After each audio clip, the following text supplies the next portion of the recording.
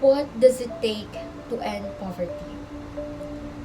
The Philippines, for example, is a country that has a high poverty rate with more than 16% of the population living below the poverty line.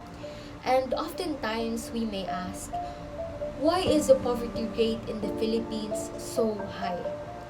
Is it because of the various factors that causes poverty, such as Filipinos having low-income job, even includes low job creation, that at times lead to unemployment that results into low economic growth, hunger problem or malnutrition, social discrimination, limited access to education and other basic needs. Additionally, high rate of natural disaster also contributes to the causes of poverty in the Philippines. In 2015, more than 736 million people lived below the international poverty line. Around 10% of the world population pre-pandemic was living in extreme poverty and struggling to fulfill the most basic needs like health, education, and access to water and sanitation, to name a few. There were 122 women aged 25 to 34 living in poverty for every 100 men of the same age group. And more than 160 million children were at risk of continuing to live in extreme poverty by 2030. March 2020. COVID-19 is spreading all throughout the country. Along with the pandemic that we are facing up to this day, it is no doubt that the deadly virus COVID-19 affected extreme poverty across the world. A total of 650 million people were thought to be in extreme poverty in 2009. For the majority of countries, the economic damage could be more long-lasting, and this is the real risk to the families that had pushed below the poverty line. Poverty, as we may see, it has many faces, changing from place to place and across time, and has been described in many ways. Most often, poverty is a situation that people want to escape.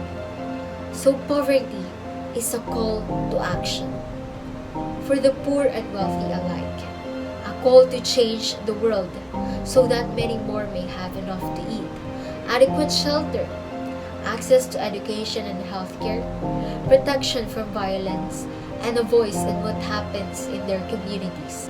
Based on research, one of the main factors of systemic poverty is the lack of access to education, specifically in depressed areas, as people gain basic skills which can also increase job opportunities through education, which can help to combat poverty. Additionally, access to healthcare services is also a must to combat poverty, economic security, and good governance. The real question this time is, what does it take to end poverty?